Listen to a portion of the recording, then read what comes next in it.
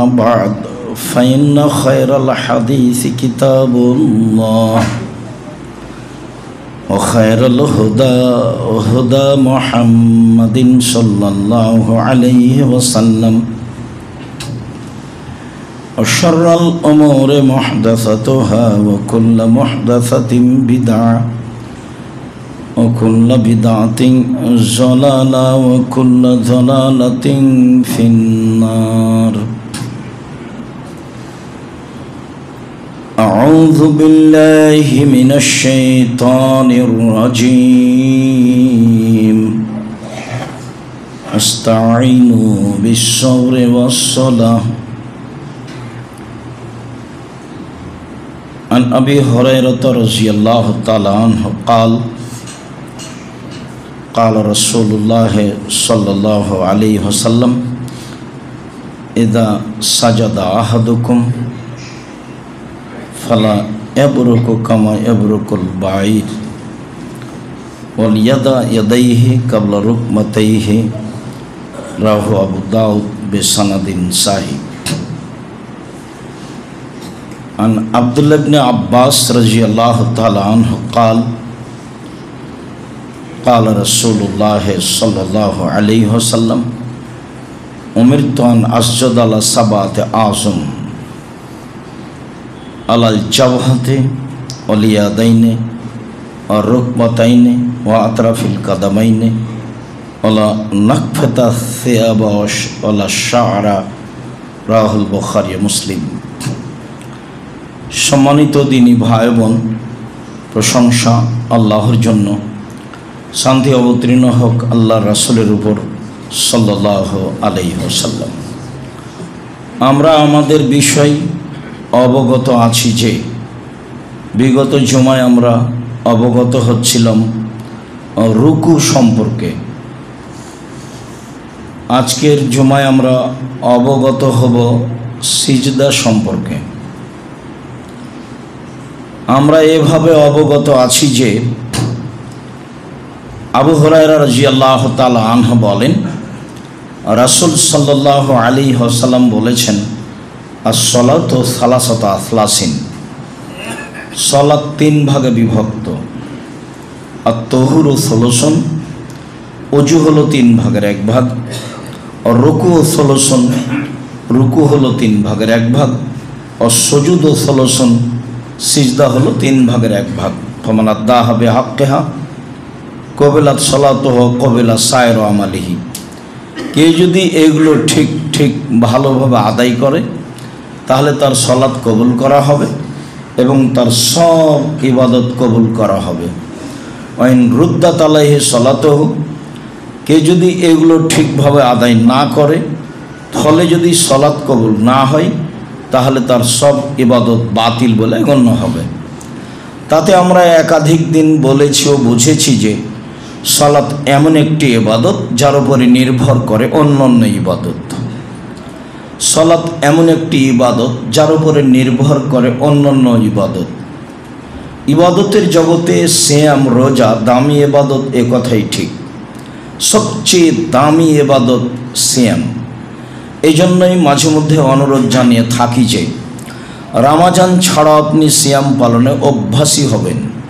বৃহস্পতিবার, সোমবার, প্রতি মাসে 3 দিন, শাওয়ালের 7 দিন, জুলহিজ্জার একটানা 9 দিন, আরাফার 1 দিন, মুহররমের 2 দিন। এই সিয়ামগুলো আপনি পালনে অভ্যাসী হওয়ার প্রাণপণে চেষ্টা করবেন। আপনার সাথে কে আছে এটা বিবেচনার আপনার প্রয়োজন নেই। শ্বাস বন্ধ হয়ে গেলে সময় শেষ, এ কথাই ঠিক। যেহেতু শ্বাস থাকাকালীন কিছু করা যায় তাও আপনাকে চেষ্টা করতে হবে, এটাই ঠিক। ইবাদতের জগতে সবচেয়ে দামি ইবাদত সিয়াম, যার বিনিময় অন্য কিছু নেই জান্নাত ছাড়া।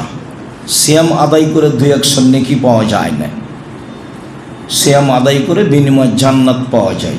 এরপরেও সালাত এমন একটি ইবাদত, যদি সালাত না থাকে তাহলে সিয়াম বাতিল বলে গণ্য হবে। আমরা খুব ভালোভাবে জানি, এখানে আমরা অবগত হয়েছি যে ইবাদতের জগতে সবচেয়ে শক্তিশালী, পাওয়ারফুল, ক্ষমতাধর ইবাদত হলো দান। পৃথিবীতে এত শক্তিশালী ইবাদত নেই। আপনি প্রতি মাসে উমরা করলে আপনার বাপের কোনো উপকার করতে পারবেন না, আপনার মায়ের কোনো উপকার করতে পারবেন না, প্রতি বছর হজ করলে কিছু করতে পারবেন না, সিয়াম পালন করে বাপ মায়ের কিছু করতে পারবেন না, দান বাপ মায়ের নামে করেন, কবরের শাস্তি বন্ধ হয়ে যাবে, এটা তার ক্ষমতা। দান মানুষের পাপকে মিটিয়ে দিতে পারে, পানি যেমন আগুনকে নিভিয়ে দিতে পারে। এভাবে রাসূল সাল্লাল্লাহু আলাইহি সাল্লাম বলেন অনেক কথা।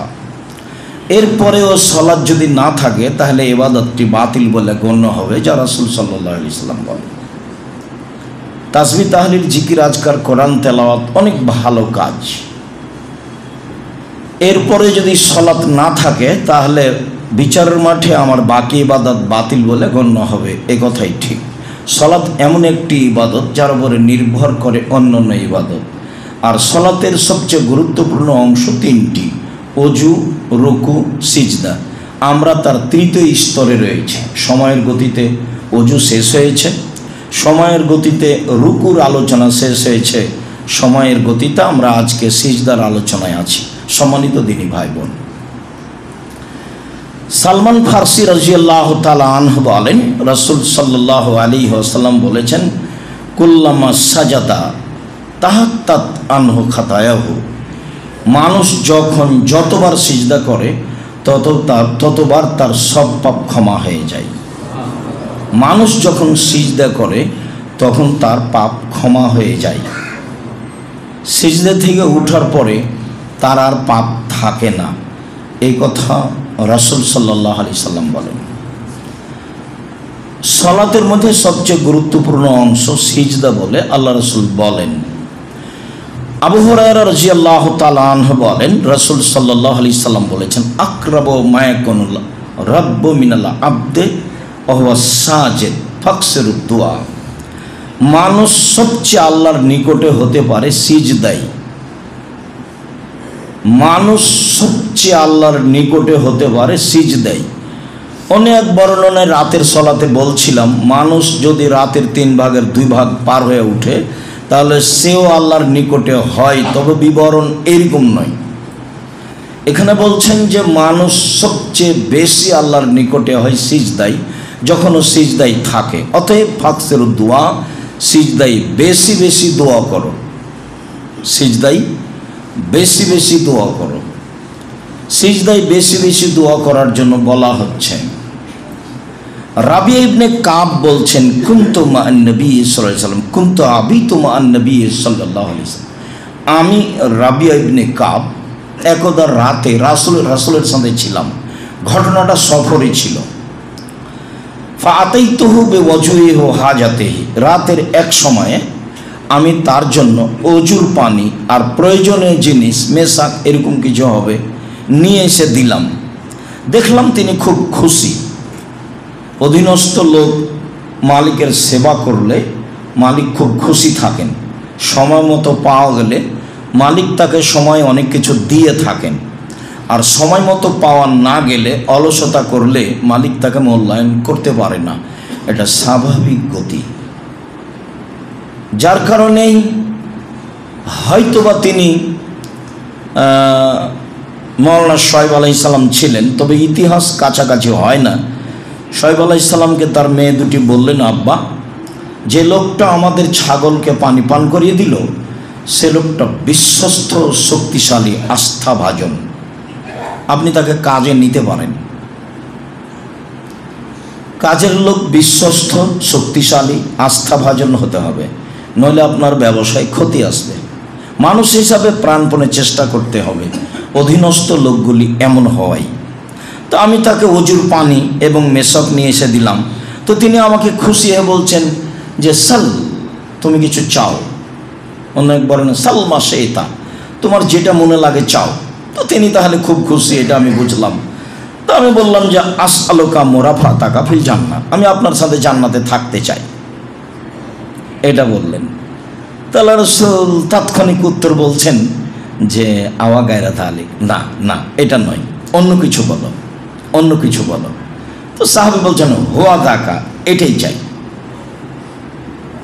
তখন আল্লাহ রাসূল বলছেন, আইন্নি আলা নাফসিক বিকাসরাতিস সুজুদ, তাহলে আমাকে বেশি বেশি রাতে সালাত আদায় করে তাহাজ্জুদ পড়ে বেশি বেশি সিজদা করে আমাকে সহযোগিতা করো। তুমি যদি আমাকে সহযোগিতা না করো তাহলে আমি তোমাকে জান্নাতে সাথে নিয়ে থাকতে পারবো না। তোমাকে কি সহযোগিতা করতে হবে? বেশি সিজদা করো। বেশি সিজদা কি? রাতের সালাত আদায় করো। তুমি এইটা সহযোগিতা করলে আমি বাকিটা দেখব ইনশাআল্লাহ। যদিও রাসূল সাল্লাল্লাহু আলাইহি ওয়াসাল্লাম অন্য সময়ে বলেছেন আমার সাথে থাকার একটা পথ আছে। তখন তিনি বলেছেন যে 2টা মেয়ে যদি কেউ লালন পালন করে, 2টা মেয়ে, তাহলে সে আমার সাথে জান্নাতে থাকবে এইভাবে। তখন আঙ্গুল দুটি জমা করে দেখিয়েছেন। মানে এত কাছাকাছি থাকার পথ আর অন্য কিছু নেই। তবে এতিমকে লালন পালন করলেও আমার সাথে থাকবে, তখন একটু ফাঁকা এতিমকে লালন পালন করলে। তবে তিনি বলেছেন সত্যবাদী ব্যবসায়ীরা নবীদের সাথে থাকবেন। বহুবার বলেছি, বলতেই থাকবো ইনশাআল্লাহ। উপার্জনের পথ 4টা। একটা দিন মজুরি, সহজ পথ, মরলে শেষ, ঝামেলা শেষ। 2 চাকরি, 25 দিনে টাকা শেষ হয় না এমনটা নয়, স্বাভাবিকভাবে হয়। 3 জমি চাষ সমান সমান, না হলে লস। 4 ব্যবসা। তখন রাসূল সাল্লাল্লাহু আলাইহি সাল্লাম বললেন পার্টনারে ব্যবসা করলে যে কয়েকজন তারা মিলে করছে আমি তার অতিরিক্ত আরেকজন। ওরা যদি 10 জন মিলে করে তাহলে আমি 11 জন। ওরা যদি 3 জন মিলে করে তাহলে আমি 4র্থ জন। ওরা যদি 2 জন মিলে করে তাহলে আমি 3য় জন। তবে এটা খুব কঠিন। একজন যদি একটু 19-20 করে, আরেকজনে না বলে 10 টাকা নিয়ে চলে গেছে, তখন আল্লাহ বলবেন যে হলো না, তোমরা থাকো, আমি গেলাম। তখন গন্ডগোল বেঁধে যাবে, মামলা মোকদ্দমা হবে, একজন টাকা নিয়ে আরেকজন চলে যাবে। কি যে ঝামেলা তা আপনারা জানেন ভালো বুঝি, যারা ব্যবসা করেন। তো নিজেই ব্যবসা করেন, সত্যবাদী ব্যবসায়ী নবীদের সাথে জান্নাতে থাকবেন, এভাবে তিনি বলেন, রাসূল সাল্লাল্লাহু আলাইহি সাল্লাম যা বলেন। সম্মানিত দিনী ভাই বোন, সিজদা। মাদিন ইবনে তালহা বলেন যে সাআলতু সাওবানা মাওলা রাসূলিল্লাহি সাল্লাল্লাহু আলাইহি সাল্লাম, আমি রাসূলের গোলাম সাওবানকে বললাম যে আখবিরনি বিআমালিন এই যা আমালুহু ইদখিলুল্লাহু বিল জান্নাহ, আমাকে একটা আমলের কথা বলেন যেটা আমি করলে জান্নাতে চলে যাব। ফাসাকাতা, দেখলাম সাওবান চুপ হয়ে গেল। আমি আবার বললাম বলেন, তো উনি চুপ হয়ে গেলেন। আমি আবার বললাম বলেন কি করলে জান্নাতে চলে যাব। তখন উনি বলছেন দেখেন সালতো আন যালিকা রাসূলুল্লাহ সাল্লাল্লাহু আলাইহি ওয়াসাল্লাম, আমি এইটাই রাসূলকে জিজ্ঞাসা করেছিলাম। আমিও বলেছিলাম যে একটা আমলের কথা বলেন যাতে আমি জান্নাতে চলে যাব। তখন আল্লাহ রাসূল যেটা বলেছিলেন সেটাই বলি, এই জন্য আমি থেমেছিলাম। আল্লাহ রাসূল বললেন যে আলাইকা বিকাসরাতিস সুজুদ, তুমি বেশি বেশি সিজদা করো, মানে তাহাজ্জুদ পড়ো। তুমি বেশি বেশি সিজদা করো। কেন? ফাইন্নাকা লা তাসজুদু ইল্লা রাফাকাল্লাহু বিহা দারাজা, যখনই তুমি সিজদা করবে তখন তোমার মান বেড়ে যাবে। ওয়া হাত্তা আনহা বিহা খাতিয়া, তা দিয়ে তোমার পাপ মিটে যাবে। সিজদা করলে তোমার মান বেড়ে যাবে, পাপ মিটে যাবে। সিজদা করলে তোমার মান বেড়ে যাবে, পাপ মিটে যাবে। আমরা একদিন এরকম কথা শুনছিলাম যে ভালো করে ওযু করলে পাপ মিটে যাবে, মান বেড়ে যাবে। আশা যে ভালোভাবে স্মরণ আছে, সুন্দর করে ওযু করলে পাপ মিটে যাবে, মান বেড়ে যাবে। আজকে রাসূল সাল্লাল্লাহু আলাইহি ওয়াসাল্লাম তাকে উত্তরে বলেছেন যে তুমি সিজদা করো, তাহলে তোমার মান বেড়ে যাবে, পাপ মিটে যাবে। এই কথা তিনি বললেন। সম্মানিত দিনী ভাই বোন, আব্দুল্লাহ ইবনে আব্বাস রাদিয়াল্লাহু তাআলা আনহু বলেন রাসূল সাল্লাল্লাহু আলাইহি সাল্লাম বলেছেন নহিত আন আকরাল কোরআন রাকিয়ান ও সাজদান, আমাকে নিষেধ করা হয়েছে যে আমি রুকু সিজদায় কোরআন মাজিদ পড়ব। রুকু এবং সিজদায় কোরআন মাজিদ পড়া নিষেধ। তখন তিনি বললেন ফামার রুকু ফাযমু ফিহা রাব্বাহ, তো রুকু, তাতে আল্লাহকে বড় বলে প্রকাশ করো, সুবহানাজিল জাবরুতে ওয়াল মালাকুতে ওয়াল কিবরি ওয়াল আজমাত, এসব দোয়া পড়ো। সুবহান কুদ্দুসান রব্বুল মালিক, এইসবগুলো পড়ো রুকুতে। ওয়াম্মা সুজুদ ফাজতাহিদু ফিহা দুআ ফাকামিনুনা ইস্তাজাবা লাকুম, আর সিজদাই বেশি বেশি দোয়া পড়ো, শোভনীয় যে তোমার দোয়া কবুল করা হবে, শোভনীয় যে তোমার দোয়া কবুল করা হবে, উচিত যে তোমার দোয়া কবুল করা হবে। তার মানে একটু আগে বুঝতে পারলাম যে সিজদাই সবচেয়ে কাছাকাছি হওয়া যায় আল্লাহর। তখন এমনিতে আরও দু একটা কথা বলা হয়েছে সবচেয়ে কাছাকাছি হওয়ার পথ। তাতে আমরা আজকের জন্য এই অংশে রয়েছি যে সিজদাই সবচেয়ে আল্লাহর কাছাকাছি হওয়া যায়। খুব কাছে হয়ে গেলাম কিন্তু কোরআন মাজিদ পড়তে পারছি না, এটাই ঠিক। কোরআন মাজিদ পড়া নিষেধ। তাহলে কি করব? সময়ের গতিতে আমরা কি করব তা আসছে, তখন আমি বলছি ইনশাআল্লাহ। সম্মানিত দিনী ভাই বোন, আব্দুল্লাহ ইবনে আব্বাস রাদিয়াল্লাহু তাআলা আনহু বলেন, রাসূল সাল্লাল্লাহু আলাইহি ওয়াসাল্লাম বলেছেন, উমিরতু আন আসজুদা আলা সাবাতি আযমিন, আমাকে আদেশ করা হয়েছে যে আমি 7 হাড়ের উপরে সিজদা করব। এটা আমাকে আদেশ করা হয়েছে। আমাকে আদেশ করা হয়েছে যে 7টি হাড়ের উপরে আমি সিজদা করব। 1 আলাল জাবহাতে, কপালের উপর। 2 অল ইয়াদাইন, 2 হাতের উপর। 3 অলা রুকবাতাইনে, 2 হাঁটুর উপরে। 4 ওয়ালা আতরাফিল কাদামাইনে, 2 পায়ের শেষ প্রান্তের উপরে, বৃদ্ধাঙ্গুলের উপরে। তাহলে সিজদার সময় আমার 7টা হাড্ডি মাটিতে লেগে থাকবে, এ আদেশ আমাকে করা হয়েছে। বুখারী মুসলিম। 1 কপাল, 2 হাত, 3 5 2 হাঁটু, 7 2 পায়ের বৃদ্ধাঙ্গুল। সিজদার অবস্থা এটা থাকতেই হবে। দুয়ার অংশে আবার আর একটা কথা আসবে, তো ভুলে যেতেও পারি, এখানে একটু অংশ বলে রাখি, ইনশাআল্লাহ চেষ্টা করব। সেটা হলো এই যে আমরা কিন্তু সলাৎ শিখেছি প্রায় মানুষ এইভাবে যে ডান পায়ের বৃদ্ধাঙ্গুলটা নড়াচড়া করা হবে না, এই কথা মিথ্যা। সিজদার সময় পা দুটি জমা হয়ে যাবে স্ব স্থান থেকে এসে। তাই একটু পরে সে হাদিস আমরা বলবো, আশা করছি ইনশাআল্লাহ। তো আমরা এখন সিজদা করছি 7 হাড়ের উপরে। শরীর হাত চুলকানোর প্রয়োজন হলে সিজদা চলাকালীন হবে না, সিজদা থেকে উঠে করতে হবে। কেননা আদেশ 7 হাড়ের উপরে। এখন যদি হাত উঠিয়ে কোনো জায়গায় চুলকাতে যান তাহলে এখন আছে 6টা। যদি পায়া দিয়ে পা চুলকাতে যান তাহলে এখন আছে 6টা। অতএব আদেশ অমান্য হয়েছে। 2 ওলা নাকফেতা সিয়াবা ওলা শারা, আমাকে কাপড় জড়িয়ে নিতে নিষেধ করা হয়েছে। সলাত আদায়ের সময় জামার হাত গোটানো নিষেধ। ওযুর সময় হাত গোটানো থাকলে সলাতের সময় ছেড়ে দিতে হবে। আমাকে কাপড় জড়িয়ে নিতে নিষেধ করা হয়েছে। পায়জামা, প্যান্ট, লুঙ্গি নিচের দিকে জড়ানো নিষেধ, কোমরের সাথে জড়িয়ে নিতে হবে, তাহলে পরিধানের মধ্যে চলে গেল। নিচে জড়ানো কঠোরভাবে নিষেধ। হাত জড়িয়ে সালাত আদায় করা কঠোরভাবে নিষেধ। তারপরে আমাকে চুল জমা করতে নিষেধ করা হয়েছে। যাদের মাথায় বড় চুল আছে তারা চুল বেঁধে সালাত আদায় করতে পারবে না। মহিলারা চুল সালাতের সময় খোপা খুলে দিতে হবে। এমনি ছাড়া থাকতে পারে বা বেনি গাঁথা থাকতে পারে। বেনি গাঁথলেও চুল তার স্থানে যেতে পারবে সময়ের গতিতে।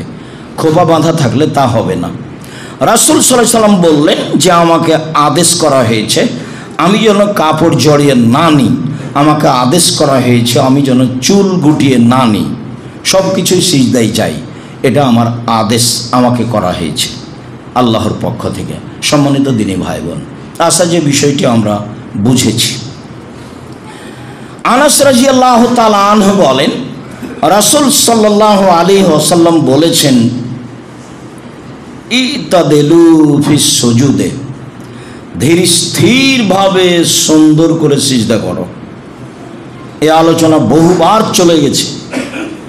সিজদা থেকে তাড়াহুড়া করে উঠবেন, তাড়াহুড়া করে সিজদায় যাবেন, এটা নিষেধ। ধীর স্থির সিজদায় যাও। ওয়ালা ইয়াবসুত আহাদুকুম যিরাইহি ইমবিসাতাল কালবে। আর সিজদার সময় তোমাদের কেউ যেন কুকুরের মতো করে তার দুই হাত বিছিয়ে না দেয়, তার দুই হাত ছড়িয়ে না দেয়। এই কথাটা কয়েকবার এসেছে। তার একবার এসেছে লা ইয়াফতারিসু আহাদুকুম হিনা সাজাদা, যখন তোমাদের কোনো ব্যক্তি সিজদা করবে, লা ইয়াফতারিসু আজদাইহি কামা কা ইফতিরাসিস সাবয়ে, হিংস্র প্রাণী যেমন বসে থাকার সময় হাতটা বিছিয়ে বসে, তার সামনের দুই পা বিছিয়ে বসে, তুমি তার মতো বিছিয়ে বসো না। তখন সরাসরি হিংস্র প্রাণী এবং কুকুরের সাথে তুলনা করে বলা হয়েছে। আবু হুরায়রা রাদিয়াল্লাহু তাআলা আনহু বলেন, নাহা রাসূলুল্লাহ সাল্লাল্লাহু আলাইহি ওয়াসাল্লাম আন নুকরাতিল গোরাব, কাকের মতো করে ঠক ঠক করে সিজদা করতে নিষেধ করা হয়েছে আমাকে। খালি গেলাম আর উঠলাম, গেলাম আর উঠলাম, একে বলা হয়েছে কাকের ঠক্কর মারা তার খাদ্যে বা মাটিতে। তো কাকের মতো করে ঠক্কর মাটিতে মারতে আমাকে নিষেধ করা হয়েছে। ইফতিরাসাস সাবয়ে, আর কুকুরের মতো করে হাত বিছাতে আমাকে নিষেধ করা হয়েছে। ওয়ালা ইউয়াত্তিনু আহাদুকুম আল মাকানা ফিল মসজিদে, আর তোমাদের কোনো ব্যক্তি মসজিদে একটা জায়গা নির্ধারণ করে নেবে, কামা ইউয়াত্তিনুল বাইরু, উট যেমন একটা জায়গাকে নির্ধারণ করে নেই, সে সেখানে উঠে, সেখানে বসে, সেখানে খায়, এইভাবে তোমাদের কোনো ব্যক্তি যেন মসজিদে ঢুকে একটা জায়গা নির্ধারণ করে না নেয়, সেখানে অন্য কেউ বসলে কষ্ট পাবে, এটা যেন না হয়। যে যখন মসজিদে আসবে মসজিদের সুবিধা অনুযায়ী প্রথম কাতারে বসবে। এতে কোনো জায়গা নিয়ে কারো ব্যক্তিগত স্বাধীনতা থাকবে, এই কথা রাসূল সাল্লাল্লাহু আলাইহি ওয়াসাল্লাম না করে দিলেন। তাতে তিনি বললেন, এক, যে অবশ্যই কাকের মতো করে সিজদা দেওয়া হবে না, কাক যেভাবে ঠক্কর মারে। দুই, অবশ্যই কুকুরের মতো করে হাত বিছানো হবে না। তিন, অবশ্যই মসজিদে কোনো জায়গা কেউ নির্ধারণ করে নিতে পাবে না, ওখানে অন্য কেউ দাঁড়ালে সে কষ্ট পাবে, এই নীতি বাতিল। সম্মানিত দিনী ভাই বোন, মাইমুনা রাদিয়াল্লাহু তাআলা আনহা বলেন, কানান নবী সাল্লাল্লাহু আলাইহি সাল্লাম ইজা সাজাদা, যখন আল্লাহ রাসূল সিজদা করতেন, জাফা রুকবাতাইহি, জাফা ইয়াদাইহি, হাত্তা লাউ আন্না বাহমাতান তামুররু আই আরাদাতান তামুররা লামাররাত, যখন আল্লাহ রাসূল সিজদায় যেতেন তখন কনুইকে এইভাবে উঠে রাখতেন যে একটি ছাগলের বাচ্চা যদি বুকের নিচ দিয়ে পার হতে চায় তো যেতে পারবে। মাইমুনা রাদিয়াল্লাহু তাআলা আনহা বলেন, রাসূল সাল্লাল্লাহু আলাইহি সাল্লাম যখন সিজদা করেন তখন তার দুই কোণয় দুই হাতকে উঠিয়ে রাখেন, তাতে একটি ছাগলের বাচ্চা যদি পার হতে চায় পেটের নিচ দিয়ে তাহলে যেতে পারবে। বারা ইবনে আযিব রাদিয়াল্লাহু তাআলা আনহু বলেন, রাসূল সাল্লাল্লাহু আলাইহি সাল্লাম আমাকে বললেন, এজা সাজাদতা, যখন তুমি সিজদা করবা তখন ফাওয়াদা কাফাইকা, তোমার হাতের কবজি দুইটি রাখো মাটিতে, অরফাইর ফাকাইকা, আর কনুইকে খাড়ো করে রাখো। অফির আয়াতিন ফালাম্মা সাজাদা ফালিয়াজা জাবহাতাহু বাইনা কাফাইহি, যখন তোমাদের কোনো ব্যক্তি কপাল মাটিতে রাখবে তখন যেন তার দুই কবজির মাঝে রাখে, কবজির মাঝে রাখে। খুব ভালোভাবে মনে রাখতে হবে, সিজদাটা একটু আগিয়ে দিতে হবে, যা প্রথম থেকে বলে আসছি, যাতে করে পিঠের লম্বা হাড় সোজা হয়ে থাকে, তারপরে সিজদাটা হবে দুই হাতের কবজির মাঝে। তখন তিনি বললেন যে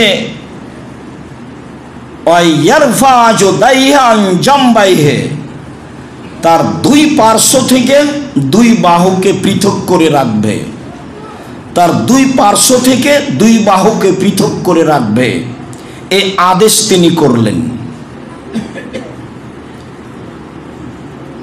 আব্দুল্লাহ ইবনে মালিক ইবনে বুহাইনা বলেন, রাসূল সাল্লাল্লাহু আলাইহি সাল্লাম সিজদা করলেন, দেখলাম যে হাত্তা ইয়াবদুয়া বায়াজা এবতাইহে ও বায়াজা এবতাইহে, যখন তিনি সিজদা করতেন চাদর গায়ে দিয়ে, তখন তার বগলের শুভ্রতা পিছন থেকে দেখা যেত। বিষয়টি কতদূর স্পষ্ট করতে পারছি? অন্তত জামাতে সারিবদ্ধ সালাত আদায় করলে প্রাণপণে চেষ্টা করতে হবে কোনোই দুটি যেন উরুর সাথে লেগে না থাকে, আর কোনোই থেকে হাত কবজি পর্যন্ত যেন মাটির উপরে বিছানো না থাকে, সবটাই নিষেধ। তবে কঠোর ভাষা উল্লেখ করেছেন কুকুরের মতো বিছানো। আবার এখানে তিনি বললেন যে তার দুই কোণই দুই হাত তার দুই শরীরের দুই পার্শ্ব থেকে পৃথক থাকবে। তাতে তিনি বললেন ছাগলের বাচ্চা চাইলে নিচ দিয়ে পার হয়ে যেতে পারে। সম্মানিত দিনী ভাই বোন, আমাদের ভারত, বাংলাদেশ, পাকিস্তানের প্রায় শতকরা 95 জন মহিলা সালাত আদায় করার সময় তার বুককে উরুর সাথে লাগিয়ে সালাত আদায় করে, এবং মুরব্বীদের মুখে থেকে তারা শুনে থাকে যে আমি আমার মতো করে বিভিন্ন সময়ে আমার গতিতে আপনাকে শুনিয়ে থাকি। সেটা চাঁপাইনবাবগঞ্জের গতিতে, চাঁপাইনবাবগঞ্জের মহিলারা যেভাবে বলে যে বুবু যখন তুমি সিজদায় যাবা বুবু, তখন একেবারে হাতি যেমন মাটিতে পড়ে যায় তেমন মাটিতে পড়ে গিয়ে একবারে আঁটো সাঁটো হয়ে সিজদা করিও বুবু। তুমি যদি তোমার দুই কনইকে দুই উরু থেকে পৃথক করো বুবু, তাহলে লজ্জায় তাহলে দুই স্থান ঝুলন্ত থাকবে বুবু, তখন পর্দার ব্যাঘাত ঘটবে। বুবুর সব কথায় নাকি বুখারীতে আছে, বলার সময়তে বলে যে বুখারীতে আছে, এরকম কোনো কথাই নাই। রাসূল সাল্লাল্লাহু আলাইহি ওয়াসাল্লাম বলছেন সাল্লু কামা রাআইতুমুনি উসাল্লি, পৃথিবীর মানুষ তোমরা যেভাবে আমাকে সালাত আদায় করতে দেখছো সেভাবে দেখো। এর সামান্যতম ভিন্ন কোনো বর্ণনা নেই। যেসব দু একটা হাদিসে পাওয়া গেছে যে মহিলারা সিজদা করার সময় তার বুককে উরুর সাথে লাগিয়ে আঁটো সাঁটো হয়ে সিজদা করবে, তা হয় নিতান্তই জয়ীব, না হয় জাল।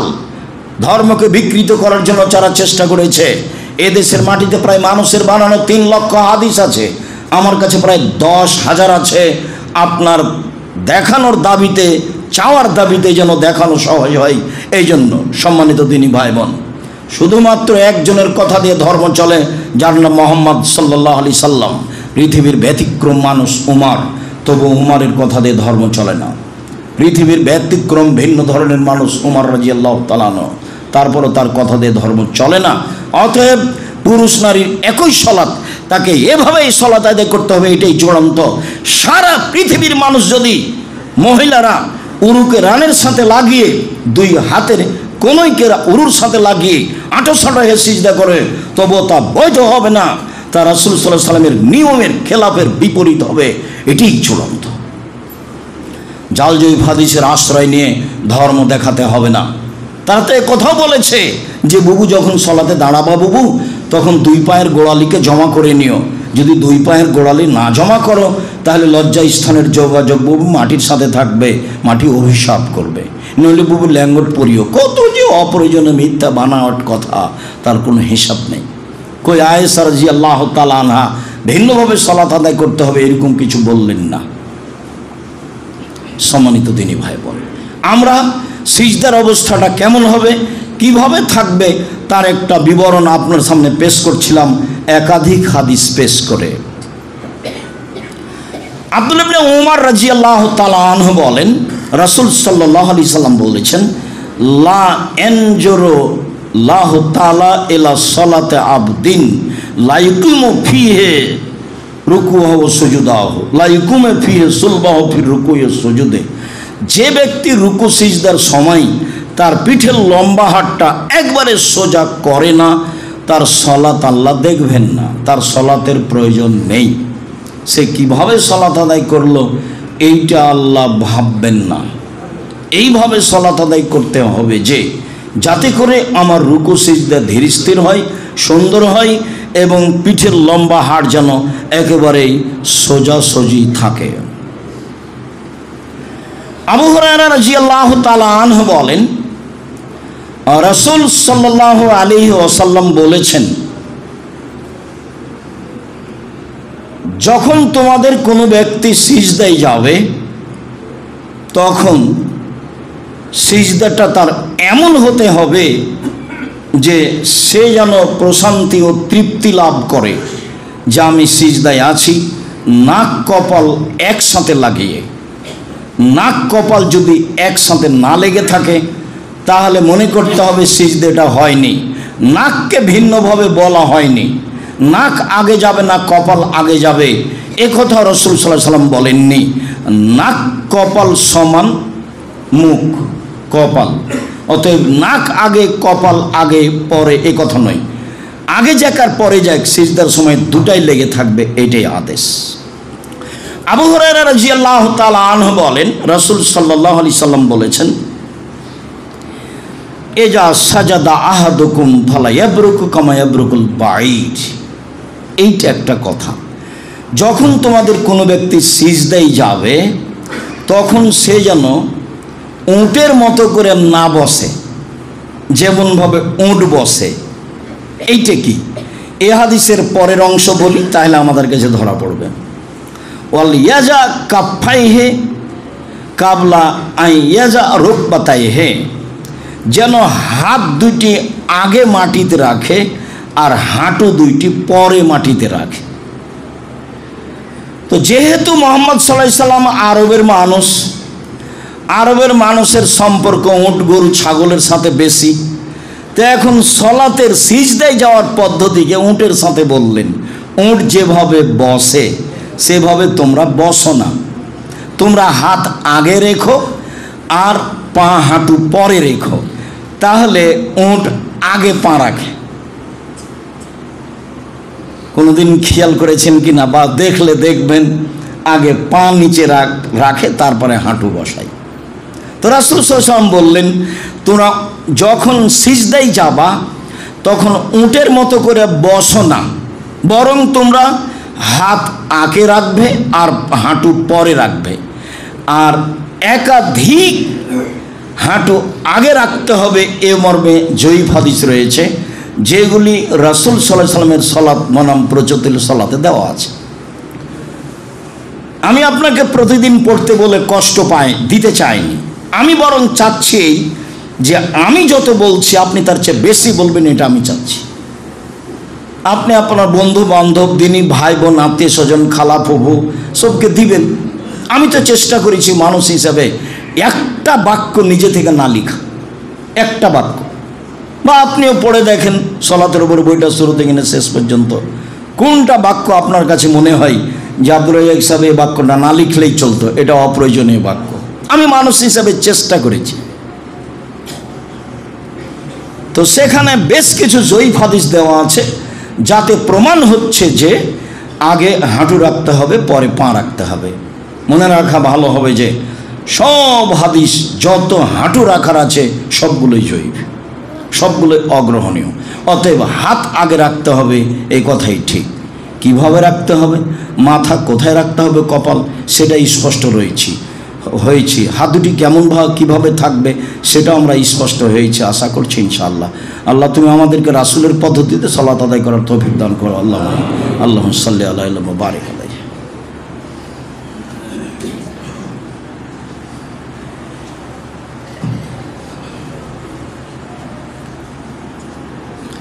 আলহামদুলিল্লাহ ওয়াহদা ওয়াসসালাতু ওয়াসসালামু আলা মান লা নাবিয়্যা বা'দা। তখন তো আমরা বুঝলাম যে সিজদাই সবচেয়ে আল্লাহর কাছে হওয়া যায়। আমরা বুঝলাম যে রাসূল আদেশ করলেন বেশি বেশি দোয়া কবুল হয় সিজদায়, অতএব তোমরা বেশি বেশি দোয়া পড়ো।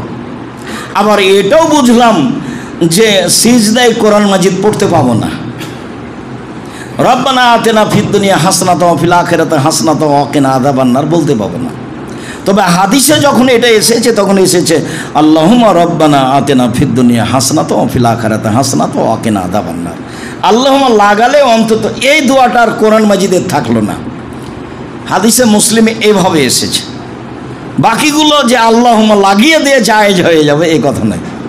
কোরআন মাজিদ পড়া নিষেধই। যে কোনো আয়াতের সারমর্ম খুব ভালো লাগছে কাজে আমি পড়ি, এই সুযোগ নেই। কি করতে হবে?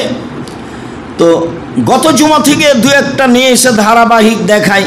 এক, আয়েশা রাদিয়াল্লাহু তাআলা আনহা বলেন, কানা নবী সাল্লাল্লাহু আলাইহি ওয়াসাল্লাম ইকসিরু আন ইয়াকুলা ফি রুকুইহি ওয়া সুজুদিহি সুবহানাকা আল্লাহুম্মা রাব্বানা ওয়া বিহামদিকা আল্লাহুম্মা ইগফিরলি।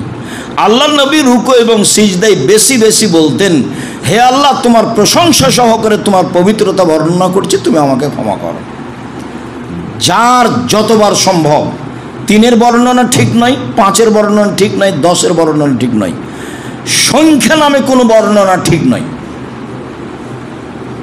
যার যতবার সম্ভব। তাতে আমরা গত জুমায় রুকুর ব্যাপারে একটা হাদিস পেয়েছি যে আল্লাহ রাসূল থেকে গেলেন অনুমান সূরা বাকারা পড়ার সমান। তাতে তিনি বলছিলেন সুবহানাজিল জাবরুত ওয়াল মালাকুত ওয়াল কিবরিয়া ওয়াল আজমাত, এই দোয়া পড়ছিলেন। তাতে আমরা ওখানে বুঝতে পেরেছি যে মানুষ সিজদায় থেকে যাবে তার গতিবিধি অনুযায়ী। যখন ইমামের পিছনে আছে তখন তো স্বাধীন নয়, ইমাম যা করছে সেটাই। কিন্তু ব্যক্তিগতভাবে যখন সালাত আদায় করবে কেউ, তখন রুকুতে গিয়ে কয়বার বলবে এই দোয়া তার কাছে তার হিসাব, সিজদায় গিয়ে কতবার বলবে এটা তার হিসাব তার কাছে আছে।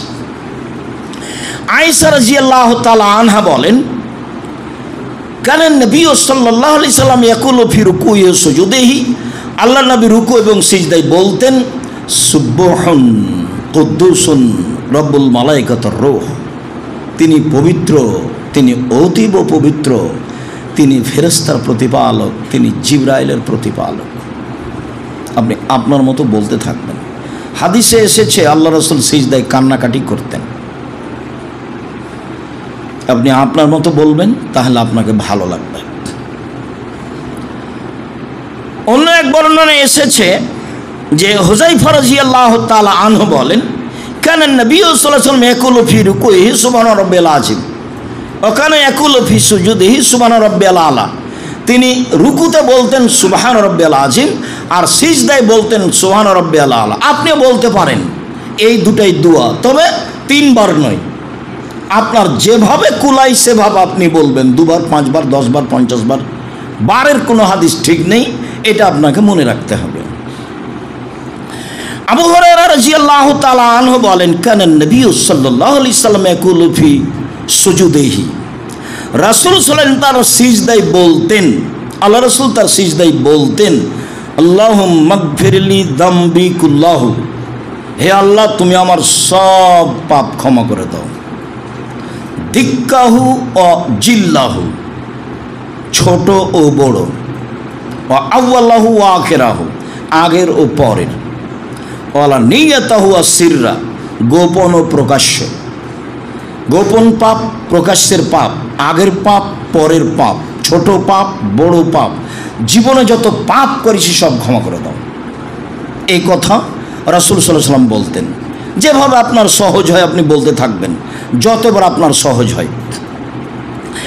আয়েশা রাদিয়াল্লাহু তাআলা আনহা বলেন, ফাকাত্তু রাসূলুল্লাহ সাল্লাল্লাহু আলাইহি ওয়াসাল্লাম লাইলাতান মিনাল ফিরাসে, একদা আমি রাসূলকে দেখি বিছানায় নেই। রাসূল সাল্লাল্লাহু আলাইহি সাল্লাম স্ত্রীদের সাথেই থাকতেন। তো বিবরণ বেশি পাওয়া যায় যেগুলো আয়েশার সাথে রয়েছে। হয়তোবা খুব বেশি সতর্ক থাকতেন আয়েশা, মানে তিনি উঠে গেলেন কোথায়, ঘটনা কি, ওরকম তো একটা বর্ণনা আছে মুসলিমে, আপনি জানেন। এরকমভাবে আয়েশা রাদিয়াল্লাহু আনহা দেখছেন কি ব্যাপার, বিছানে নেই, তার কোনো স্ত্রীর কাছে গেছেন মনে হয়, দেখি কোথায় গেলেন। তো উঠলেন, উঠে কোথায় যেতে পারেন। তো উনি আসলে বলছেন যে আমি এটা বুঝলাম কেন, তিনি যখন উঠলেন তো ধীরে ধীরে দেখলাম কাপড় চোপড় নিলেন। আমি কিন্তু ঘুমিয়ে নাই, আমি ভান করে ঘুমিয়ে আছি। আসলে আমি দেখব তিনি কি করেন, এই জন্য আমি ঘুমের ভান করে আছি, আসলে আমি ঘুমাইনি। তো ধীরে ধীরে কাপড় চোপড় নিলেন, সব কিছু নিলেন, ধীরে দরজাটা বন্ধ করে চলে গেলেন। তা আমিও কাপড় চোপড় নিলাম। এই কথা বলে আপনাকে কি বলতে চাইছি, সময়ের গতিতে আপনি জানেন মুহাম্মদ সাল্লাল্লাহু আলাইহি সাল্লাম গায়েব জানতেন না। বউ পাশে ভান করে ঘুমিয়ে আছেন, তিনি বুঝতে পারেননি। আয়েশা রাদিয়াল্লাহু তাআলা আনহা পাশে ভান করে ঘুমিয়ে আছেন, তিনি জানতে পারলেন না, পৃথিবীর সবচেয়ে বড় মানুষ। আপনি কি করে বলতে পারেন যে মুহাম্মদ সাল্লাল্লাহু আলাইহি সাল্লাম গায়েব জানতেন? ধর্ম আপনার কাছে এরকম হলো কেন? ধর্ম কেন আপনার কাছে পীর সাহেবের যেটা গতিবিধি সেটা আপনার কাছে আশ্রয় হলো? ধর্ম তো একজনের কথা দিয়ে চলে, যার নাম মুহাম্মদ সাল্লাল্লাহু আলাইহি সাল্লাম। এখানে তিনি যা বললেন সেটাই চূড়ান্ত। আমি ভান করে ঘুমিয়ে আছি, তিনি বের হয়ে চলে গেলেন। আমিও কাপড় চোপড় নিলাম রাতের অন্ধকারে, তিনি মাথায় কাপড় দিলেন। আমি তো দিনী বোনকে বলতে চাই, 5 জন ভেসে গেছে, বোন নেই, গায়ে কাপড় নাই, সেই জন্য আপনি আপনার চরিত্রকে হারিয়ে দিবেন না। পৃথিবীর উপরে মাত্র 2 জন মুসলমান, ইব্রাহিম আলাইহিস সালাম তার স্ত্রী। সারা পৃথিবী জুড়ে যদি একজন মহিলা দুনিয়া চলে, তা আপনার এখানে ইতস্তবোধের কি আছে যে সবাই ভেসে গেছে, সবাই উলঙ্গ হয়ে আছে মহিলারা, আমি আবার একাই কাপড় পরে কি হবে? এই কথা আপনি বলে ভেসে বেড়াচ্ছেন কেন?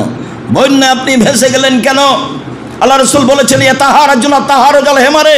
গাধা যেমন গাভীর সাথে মিললে লজ্জা বুঝে না, ষাঁড় যেমন গাভীর সাথে মিললে লজ্জা জানে না, মানুষ তেমন খোলা মাঠে জেনা করবে, লজ্জা করবে না। এই কথা মুহাম্মদ সাল্লাল্লাহু আলাইহি সাল্লাম বলেন। একজন পুরুষের অধীনে 50 জন নারী, হাজারো জন নারী ছুটবে, এই কথা রাসূল সাল্লাল্লাহু আলাইহি সাল্লাম বলেন। এরপরেও আপনার নিরাশার কি আছে? ঢাকা শহরে এমনও মহিলা রয়েছে যার বোরকা, ভিতরের কাপড়, যেটা কামিজ, যেটা পায়জামা, অন্য কেউ দেখে নিলে ওটা আর পরবে না, জ্বালিয়ে দেবে আগুন দিয়ে। এরকম মহিলা ঢাকাতে আছে। আপনি নিরাশা হন কেন? নিরাশা হওয়ার কি আছে? আয়েশা রাদিয়াল্লাহু তাআলা আনহা বলেন, ফালতামাস্তহু, আমি খুঁজছি, পাই না। দেখলাম ফাওয়াজাত ইয়েদি আলা বাতনি কাদামাইহে, রাতের অন্ধকারে খুঁজছিলাম, খুঁজতে খুঁজতে আমার হাতটা তার 2 পায়ের গোড়ালির উপরে গিয়ে পড়ল। ওয়া ফিল মসজিদ, তখন দেখি তিনি মসজিদে আছেন বা সিজদায় আছেন। হুমা মানসুবাতানে, আর পা দুটি খাড়ো হয়ে আছে, মানে হাঁটু, তার মানে সিজদায় আছেন, তো পায়ের গোড়ালি খাড়ো হয়ে আছে, আর পায়ের বৃদ্ধাঙ্গুল কেবলামুখী হয়ে আছে। আমার হাতের তালুটা, আমার হাতটা তার 2 পায়ের উপরে পড়েছে। যদি পা দুটি এরকম ফাঁকা থাকতো তাহলে হাত এক পায়ের উপরে পড়তো। আল্লামা বাইহাকি রাহিমাহুল্লাহ এই হাদিস পেশ করে বলেছেন, সিজদার সময় 2 পা একসাথে জমা ধরে থাকবে। সিজদার সময় 2 পা একসাথে জমা ধরে থাকবে, এ কথাই ঠিক। আয়েশা রাদিয়াল্লাহু তাআলা আনহা বলেন, রাতের অন্ধকারে আমি হাত দিয়ে খুঁজছিলাম, খুঁজতে খুঁজতে আমার হাতের পেটটা রাসূল সাল্লাল্লাহু আলাইহি সাল্লামের 2 পায়ের গোড়ালির ওপরে গিয়ে পড়ল। তখন তিনি সিজদায় আছেন, আর পায়ের গোড়ালি দুটি খাড়ো হয়ে আছে। তিনি এবার বলছেন, আল্লাহুম্মা ইন্নী আউযু বিরিজাকা মিন সাখাতিকা, হে আল্লাহ, তোমার সন্তুষ্টি দিয়ে অসন্তুষ্টি হতে বাঁচতে চাচ্ছি। ও মুআফাতিকা মিন উকুবাতিকা, আর তোমার ক্ষমা দিয়ে তোমার শাস্তি থেকে বাঁচতে চাচ্ছি। ওয়া আউযু বিকা মিনকা, আর তোমার সাহায্যে যাবতীয় অন্যায় হতে বাঁচতে চাচ্ছি। লা উহসি আলাইকা, তোমার প্রশংসা আমি শেষ করতে পারি না। আনতা কামা আসনাইতা, তুমি নিজের জন্য যেটা বলেছো সেটাই, তুমি নিজের জন্য যত প্রশংসার কথা বলেছো তত। আদাদা খালকেহি ওয়ারাজা নাফসেহি ওয়াজান্নাতার সেহি ওমেদাদা কালেমাতে, আকাশ পরিমাণ, জমিন পরিমাণ, গাছপালা পরিমাণ, যত তোমার পরিমাণ লাগে তত তোমার প্রশংসা। আমি আর কি ভাষা বলবো? লাহুসি আলাইকা আনতা কামা আসনাইতা আলা নাফসি, তুমি নিজের জন্য যেমন বলেছো তুমি তেমন। দেখি রাসূল সাল্লাল্লাহু আলাইহি ওয়াসাল্লাম এই দোয়া পড়ছিলেন, আল্লাহুম্মা ইন্নী আউযু বিরিদাকা মিন সাখাতিকা ওয়া মুআফাতিকা মিন উকুবাতিকা ওয়া আউযু বিকা মিনকা লা উহসি সানান আলাইকা আনতা কামা আসনাইতা আলা নাফসি। রাসূল সাল্লাল্লাহু আলাইহি ওয়াসাল্লাম এই দোয়া পড়ছিলেন। লম্বা হয়ে গেল, লম্বার কিছু নেই, মুখস্থ করতেই হবে। আমার দিনী ভাই বোন যারা বয়স্ক তাদের জন্য সময় কতদিন? 7 দিন। আর যুবকদের সময় 1 দিন, 2 দিন, 3 দিন, মুখস্থ করতেই হবে। আয়েশা রাদিয়াল্লাহু তাআলা আনহা এই দোয়া পড়তেন। সম্মানিত দিনী ভাই বোন, এইবার আমরা দুই সিজদার মাঝে যাওয়ার পূর্বে আর একটা হাদিস বলি, যেই হাদিসটা আলী রাদিয়াল্লাহু তাআলা থেকে বর্ণিত রয়েছে, যে হাদিসে রাসূল সাল্লাল্লাহু আলাইহি ওয়াসাল্লাম সানা হিসাবে পড়েছেন, সাজাদা ওয়াজহিয়াল্লাযী খালাকাহু ফাতারাস সামাওয়াতি ওয়াল আরজ। সে আল্লাহর প্রশংসা করি যে আল্লাহ আকাশ জমিনকে সৃষ্টি করেছেন। তারপরে শেষ অংশে গিয়ে রাসূল সাল্লাল্লাহু আলাইহি সাল্লাম বলছেন, আল্লাহুম্মা লাকা সাজাদতু, হে আল্লাহ তোমার জন্যই সিজদা করলাম, অবেকা আমান্ত তোমাকেই মেনে নিয়েছি, অলাকা আসলামত তোমার নিকটেই নিজেকে সমর্পণ করলাম। ওয়াজ্জাহতু ওয়াজহিয়া, আমি আমার মুখমণ্ডলকে তোমার জন্যই সমর্পণ করেছি, সেই সত্তার জন্য করেছি, আল্লাযী খালাকাহু, যে মুখমণ্ডলকে সৃষ্টি করেছে, ওয়াসাওয়ারাহু, যে তাকে আকৃতি দিয়েছে, ওয়াসাক্কা সামাহু ওয়া বাসারাহু, যে এখানে শোনার ক্ষমতা এবং দেখার ক্ষমতা দিয়েছে, তার জন্যই আত্মসমর্পণ করলাম, তার জন্যই সিজদা করলাম। তাবারাকা তাআলা, তুমি সর্বোচ্চ মর্যাদার অধিকারী, আহসানুল খালিকিন, তুমি উত্তম সৃষ্টিকর্তা। এইগুলি রাসূল সাল্লাল্লাহু আলাইহি ওয়াসাল্লাম সিজদায় বলছিলেন। সম্মানিত দিনী ভাই বোন, আমরা সিজদায় রাসূল সাল্লাল্লাহু আলাইহি ওয়াসাল্লাম অনেক কিছু বলতেন, সেটা আমরা অবগত হলাম। এছাড়া আর কি, তো যেহেতু বেশি বেশি দোয়া কবুল হয়, কোরআন মাজিদ পড়া নিষেধ, তাহলে কি বলতে পারি বলেন? আল্লাহুম্মা ইন্নাকা আফুউন তুহিব্বুল আফওয়া ফা'ফু আন্নি, হে আল্লাহ তুমি ক্ষমাশীল, ক্ষমাকে ভালোবাসো, আমাকে ক্ষমা করো। যেহেতু তুমি ক্ষমাশীল, যেহেতু তুমি ক্ষমাকে ভালোবাসো, তো আমাকে ক্ষমা করো, বলেন। আল্লাহুম্মা ইন্নাকা আফুউন তুহিব্বুল আফওয়া ফা'ফু আন্নি, আল্লাহুম্মা ইন্নী আসআলুকাল হুদা ওয়াত তাকা ওয়াল আফাফা ওয়াল গিনা, তোমার কাছে চাই হেদায়েত, তোমার কাছে চাই পরহেজগারিতা, তাকওয়া। কত যে পাপ থেকে বাঁচার জন্য চেষ্টা করছি, জীবন বাজি রেখে আব্দুর রাজ্জাক সাহেবের কথা শুনে কত তওবা তিল্লা করলাম, তারপরে কয়দিন পরে দেখি সে পাপ করছি, কয়দিন পরে দেখি ঠিকই সিগারেট খাচ্ছি, কয়দিন পরে দেখি ঠিকই জর্দা খাচ্ছি, আর কয়দিন পরে দেখি ওই মেয়েটার সাথে আবারও কথা বলছি। কত যে তওবা করলাম আর কত যে কান্নাকাটি করলাম। তা আমি আপনাকে কি পরামর্শ দিতে পারি? একটা তো পরামর্শ থাকলো যে রাতে উঠে কিছু বলা, আর একটা থাকলো সবচেয়ে কাছে হয়ে গেছে আল্লাহর, তখন একটু বলি না, আল্লাহুম্মা ইন্নী আসআলুকাল হুদা ওয়াত তাকা ওয়াল আফাফা ওয়াল গিনা, তুমি পরহেজগারিতা দাও তো আমাকে, তাকওয়া দাও, কারোর প্রতি যেন আমাকে নির্ভর করে না লাগে সেটা দাও, আমাকে আত্মসংযমী হয়ে যেন আমি থাকতে পারি, এই তৌফিক তুমি দান করো। আর এমনিতে আপনি হাত তুলে দোয়া করার সময় বলবেন, তুমি আমাকে ক্ষমা ভিক্ষা দাও, ইজ্জত ভিক্ষা দাও, তাকওয়া ভিক্ষা দাও। তাকওয়া ছাড়া আপনি এটা টিকতে পারবেন না, খুব কঠিন। আর লজ্জা ছাড়া ঈমান টিকবে না, তাকওয়া ছাড়া এগুলো টিকবে না। পাপ হচ্ছে কেন? আমি তো চাচ্ছি যে পাপ করব না, তারপরে হয়ে যাচ্ছে কেন? মানে আমি টিকতে পারছি না। তো যতক্ষণ পর্যন্ত তার পক্ষ থেকে তাকওয়া, আল্লাহ থেকে পাপ থেকে বেঁচে থাকা, এরকম গতি না আসবে, ততক্ষণ পর্যন্ত আমি আর আপনি টিকতে পারবো না। রাসূল সাল্লাল্লাহু আলাইহি সাল্লামের ওই কথাটা আপনাকে আমি বলেছি, যখন একজন সাহাবী বললেন, আল্লাহর নবী, আমার স্ত্রীকে অন্যের সাথে যদি অন্যায় অশ্লীল কাজ করতে দেখি, তাহলে আমি কি করব? তখন আল্লাহ রাসূল বলছেন, তুমি প্রমাণ পেশ করবা, 4 জন প্রমাণ, নইলে তোমার লাঠি। তখন বলছেন যে আল্লাহ রাসূল বলেন কি, ওই সময় আমি প্রমাণ খুঁজতে যাব? ওকে আগে আমি মারবো, তারপরে কোনো কথা। এইটা সাহাবী বললেন, ওই সময় আমি প্রমাণ কোথায় খুঁজতে যাব? ওকে আমি মারবো, তারপরে কোনো কথা। তখন আল্লাহ রাসূল বলছেন, দেখছো তোমরা আবু সাঈদ খুদরির কত আত্মমর্যাদা, তার আত্মমর্যাদায় ব্যাঘাত ঘটেছে, তার স্ত্রী অন্যের সাথে অন্যায় করছে, তার আত্মমর্যাদায় ব্যাঘাত ঘটেছে, সে তাকে মারবে। শুনে রেখো, আবু সাঈদ খুদরির আত্মমর্যাদায় যত ব্যাঘাত ঘটেছে, এরকম কাজ দেখলে আমার আত্মমর্যাদায় তার চেয়ে 1000 গুণ বেশি ব্যাঘাত ঘটে। আর আমার আত্মমর্যাদাতে এরকম কাজ দেখলে যত ব্যাঘাত ঘটে, আল্লাহর আত্মমর্যাদায় তার চেয়ে হাজারো গুণ বেশি ব্যাঘাত ঘটে। তাহলে আল্লাহ কত অসন্তুষ্ট হন। অথচ আমি আর আপনি চেষ্টা করছি অশ্লীল কাজ থেকে বেঁচে থাকার, কিন্তু সফল হতে পারছি না। কি পরামর্শ দিতে পারি? পরামর্শ এটাই, যেহেতু এখন সবচেয়ে কাজে এখন বলি যে আল্লাহুম্মা আসআলুকাল হুদা ওয়াত তাকা ওয়াল আফাফা ওয়াল গিনা। আর না হলে সালাম ফিরার পরে আবার সিজদায় বলি যে তুমি আমাকে তাকওয়া ভিক্ষা দাও, ইজ্জত ভিক্ষা দাও, ক্ষমা ভিক্ষা দাও, তাকওয়া ভিক্ষা দাও।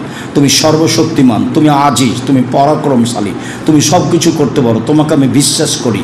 দিনকে যেমন দিন বলি, রাত বলি না, রাতকে যেমন দিন বলি না, এইটা যেমন বিশ্বাস করি তোমাকে, তেমনি বিশ্বাস করি তুমি সর্বশক্তিমান। তুমি আমাকে ফিরিয়ে দিও না, তুমি আমাকে তাকওয়া দাও। আপনি আপনার মতো করে মানুষ হিসাবে খুব চাপ দিয়ে বলতে থাকেন, খুব চাপ দিয়ে বলতে থাকেন। সকাল যেন হয় না, সকাল হওয়ার আগে আগে আমাকে তাকওয়া ভিক্ষা দিতে হবে। তাকওয়া ভিক্ষা নিয়ে সকাল করব, তার আগে সকাল হতে রাজি নই, আমি সকাল করতে রাজি নই। যেভাবে আপনার কুলাই মানুষ হিসেবে সেভাবে বলেন। আশা করছি এক পর্যায়ে আপনি ফল ভোগ করবেন ইনশাআল্লাহ। যেহেতু চাইলে তাকদীর পরিবর্তন হয়ে যায়, এটা হাদিসে এসেছে। পৃথিবী সৃষ্টির 50,000 বছর পূর্বে যেটা লেখা হয়েছে, আপনার দোয়ার কারণে সেটা কেটে আল্লাহ আর একটা লিখে দেবেন, এই কথা রাসূল সাল্লাল্লাহু আলাইহি ওয়াসাল্লাম বলেন। তাহলে এখন সবচেয়ে নিকটে হয়েছে এই সময়ে, আর সবচেয়ে বেশি কথা বলবো এই সময়ে। আর যদি তবুও শান্তি তৃপ্তি না পাই, তাহলে সালাম ফেরার পরে হাত তুলে যেভাবে মন চায় সেভাবে বলবো। সম্মানিত দিনী ভাই বোন, 2 সিজদার মাঝের দোয়া। আবু হুরায়রা রাদিয়াল্লাহু তাআলা আনহু বলেন, রাসূল সাল্লাল্লাহু আলাইহি সাল্লাম বলেছেন, আল্লাহুম্মা গফিরলি ওয়ারহামনি ওয়াআফিনি ওয়ারযুকনি। অনেক বর্ণনায় অহদিনী, হে আল্লাহ তুমি আমাকে ক্ষমা করো, আমাকে নিরাপত্তা দাও, তুমি আমাকে মাফ করো, তুমি আমাকে রুজি দাও। অন্য বর্ণনায় রয়েছে তুমি আমাকে খেতে দাও, তুমি আমাকে রুজি দাও, তুমি আমাকে মাফ করো, তুমি আমার প্রতি দয়া করো। অন্য এক বর্ণনায় এসেছে রাসূল সাল্লাল্লাহু আলাইহি ওয়াসাল্লাম বলতেন, হুযায়ফা রাদিয়াল্লাহু আনহু বলেন, ফায়াকুলু বাইনা সাজদাতাইনি রব্বিক ফিরলি রব্বিক ফিরলি, হে আল্লাহ তুমি আমাকে ক্ষমা করো, হে আল্লাহ তুমি আমাকে ক্ষমা করো। এক বর্ণনায় এসেছে একবার, এক বর্ণনায় এসেছে 2 বার। তখন বিদ্বানগণ বলতে চেয়েছেন যে যেহেতু 2 বার মানে একাধিকবার, তখন আমি 2 সিজদার মাঝে এটাও বলতে পারি, রব্বিক ফিরলি রব্বিক ফিরলি রব্বিক ফিরলি, আল্লাহ তুমি আমাকে ক্ষমা করো, আল্লাহ তুমি আমাকে ক্ষমা করো, আল্লাহ তুমি আমাকে ক্ষমা করো। সম্মানিত দিনী ভাই বোন, আমরা মোটামুটি রুকুতে কি বলবো, সিজদায় কি বলবো, সিজদার 2টা সিজদার মাঝে কি বলবো, এবং আমাদের সিজদার অবস্থা কেমন হবে, হাত কেমন হবে, আমাদের মুখমণ্ডলটা কোথায় রাখবো 2 হাতের মাঝে, 2 কবজির মাঝে, এটা আমরা মোটামুটি অবগত হয়েছি। সম্মানিত দিনী ভাই বোন, আমি আপনাকে রাসূলের পদ্ধতিতে আন্তরিকভাবে রুকু সিজদা করার জন্য অনুরোধ জানাচ্ছি। অবশ্যই সুন্দর করে ওযু করবেন, তাড়াহুড়া করবেন না। অবশ্যই সালাত আদায় করবেন। অল্প সময় যদি করতে চান তাহলে সূরা নাস আর ফালাক পড়েন। তার চেয়ে যদি অল্প সময় করতে চান তাহলে প্রথম রাকাতে বলেন আসর ওয়াল আসরি ইন্নাল ইনসানা লাফি খুসর, আর দ্বিতীয় রাকাতে পড়েন সূরা কাউসার, ইন্না আতাইনা কাল কাউসার। তাহলে সহজে তাড়াতাড়ি হয়ে যাবে। রুকুর মান বজায় রাখবেন, সিজদার মান বজায় রাখবেন, নইলে সালাত হবে না এ কথাই ঠিক, নইলে সালাত হবে না এ কথাই ঠিক। হাত বিছিয়ে সালাত আদায় করলে তা হবে কুকুরের বিছানো, হিংস্র প্রাণীর বিছানো, তা সিজদা হবে না এ কথাই ঠিক। মহিলা পুরুষের একই হুকুম। সারা পৃথিবীর মহিলা যদি এইভাবে আঁটো সাঁটো হয়ে বুককে উলুর সাথে লাগিয়ে সালাত আদায় করে, কারো সালাত হবে না এ কথাই ঠিক। রাসূল সাল্লাল্লাহু আলাইহি ওয়াসাল্লামের পদ্ধতিতে সালাত আদায় করতে হবে, এটাই চূড়ান্ত। সাল্লু কামা রাআইতুমুনি উসাল্লি, পৃথিবীর মানুষ আমাকে যেভাবে সালাত আদায় করতে দেখছো সেভাবে তোমরা সালাত আদায় করো। আব্দুর রাজ্জাক সাহেব আল্লাহ রাসূল কি বেঁচে আছেন তাকে দেখবো, তাহলে আমরা মানুষ হিসেবে নির্ভরযোগ্য কথাটা গ্রহণ করি। তিনি বললেন আমি চলে গেলাম, 2টা জিনিস রেখে গেলাম, কোরআন আর হাদিস। তাহলে হাদিসে অনেক ব্যাঘাত ঘটেছে, তো সেইগুলো আশ্রয় নিব কীভাবে? বুখারীতে নিই, সবার বিশ্বস্ত কিতাব। কালকে রুকু সিজদা বুখারীতে দেখি, সবার বিশ্বস্ত কিতাব মুসলিমে দেখি, সবার বিশ্বস্ত কিতাব রিয়াজুস সালেহিন তাতে দেখি। আর আমরা মানুষ হিসেবে বলছি, আমরা যেটুকু লিখেছি তাতে মানুষ হিসেবে চেষ্টা করেছি, এখনও দেখতে পারেন। যেখানে 60-70% মিথ্যা কথা লেখা আছে, সেটা ফাজাইল হোক আর কিছু হোক, সেখানে আপনি আশ্রয় নিয়ে কোরআন হাদিস মনে করবেন যে আমি মানছি, এ কথা ঠিক নয়। আপনি একটা বইয়ে দেখলেন এক ওয়াক্ত নামাজকে যদি কাজা করে 80 হোক বা জাহান্নামে থাকতে হবে, এ তো প্রমাণ দুনিয়াতে খুঁজে পাবেন না। তাহলে কতদিন আমি আপনাকে বললাম মুকসিদুল মুমিনিন বই একটা হেডলাইন আছে যে অবিবাহিত ছেলেমেয়ের পড়া নিষেধ। তো হেডলাইন যে দেখে সেই পড়ে, হেডলাইন যে দেখে সেই পড়ে। কী রে, কী লেখা আছে এখানে? অবিবাহিত ছেলেমেয়ের পড়া নিষেধ কেন? তো এখন দেখা যাচ্ছে, পড়ার পরে দেখা যাচ্ছে যে ভরা পেটে স্ত্রী মিলন হলে ছেলে টেরা হয়, সফরের পূর্বে স্ত্রী মিলন হলে ছেলে কানা হয়, চন্দ্র সূর্য গ্রহণে স্ত্রী মিলন হলে ছেলে ল্যাংড়া হয়, এগুলো কথা লেখা আছে। আল্লাহ বলছেন নিসাউকুম হারসুল্লাকুম ফাতু হারসাকুম আন্না শাইতুম। পৃথিবীর মানুষ তোমাদের স্ত্রী তোমাদের জমি, তোমাদের স্ত্রী তোমাদের ক্ষেত। তোমরা তোমাদের স্ত্রীর কাছে আসো তোমাদের ইচ্ছা মতো, সকালে কি, বিকালে কি, দুপুরে কি, খাওয়ার আগেই কি, খাওয়ার পরেই কি, সফরের পূর্বেই কি, চন্দ্রগ্রহণ লাগলেই কি আর না লাগলেই কি।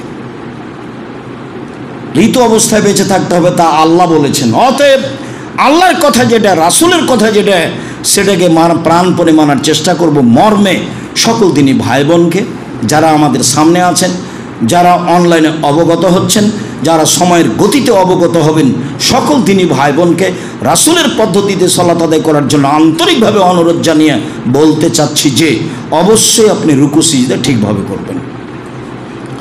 অবশ্যই এখানে ভাড়া দিয়ে আমরা থাকি, জামিয়া সালাফিয়ার সুবাদেই আছি, মূলত এটাই। আর আমি যখন যেখানে যাই জামিয়া সালাফিয়ার সুবাদেই যাই, এটা আমার মাথায় আছে। জামিয়া সালাফিয়ার কথা সহজে কেউ বলে না, বলার অনুমতিও নেই। মর্মে আপনি জামিয়া সালাফির বিষয়টি অবশ্যই আপনার অন্তরে রাখবেন। আমি ভালোবাসার সাথে আপনার কাছে চাচ্ছি, এটা কষ্টে চাইনি, চোখ চাইলো তাই দিলাম, এভাবে আমি চাইনি। আমি চাচ্ছি যে শিরক মুক্ত প্রতিষ্ঠান, বিদাত মুক্ত প্রতিষ্ঠান, দল মুক্ত প্রতিষ্ঠান, সংগঠন মুক্ত প্রতিষ্ঠান, আপনার অন্তরটা যেন বড় হয়। 10 টাকা হলে শহরের মানুষ 10 টাকা দিয়ে নিজেকে ক্ষান্ত করবেন কেন? 200, 500, 1000 করবেন, যাতে করে কিছু কাজ হয়, মনটা সংকীর্ণ থাকে কেন? আমি সংকীর্ণ হওয়া চাইনি, আমি চাচ্ছি বড় হওয়া।